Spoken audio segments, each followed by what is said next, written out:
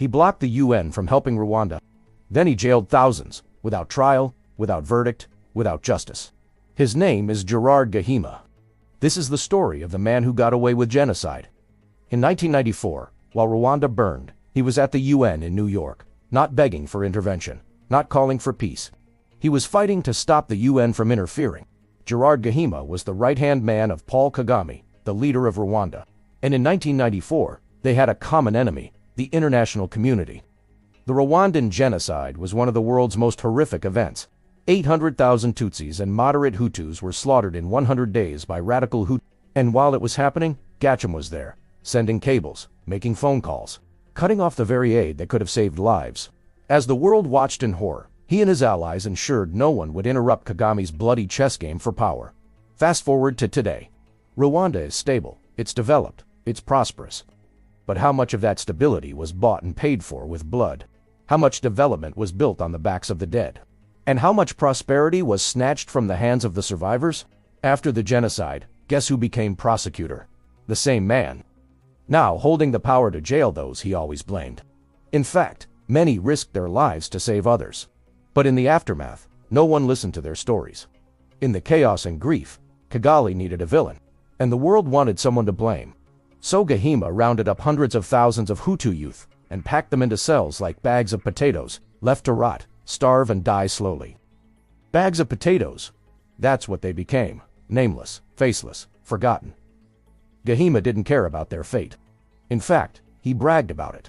He said, quote, "We have arrested so many cockroaches. There aren't enough judges in prison cells." End quote. He ran the prisons like a king. Overcrowded cells, no food, no medicine, no accountability. There was no trial. There are no records. There is no justice. We don't know how many died in Kagame's genocidal prisons. No census, no UN probe, just silence. Today, Kagame is celebrated as a hero. Rwanda is the darling of the West, the star pupil of Africa, the success story everyone touts. And Gahima is part of that story. He helped craft one of the most sophisticated genocidal narratives in modern history. Then he sold it to the highest bidder, the Tutsi, and the West, all while blaming it all on the Hutu. They created a perfect smokes and mirrors. The West cheered, invested billions, and armed the very man who orchestrated the killings. Why? To massacre a people, to take their land, to loot their minerals, and to get away with it. But here's the thing, he got away. Gérard Gahima probably lives free in the United States today. He has dual citizenship. He probably smiles at barbecues, waves at neighbors, talks about his investments, probably thinking he's just a well-spoken immigrant with high values. Behind the scenes, he meets with the same American figures who helped silence the genocide.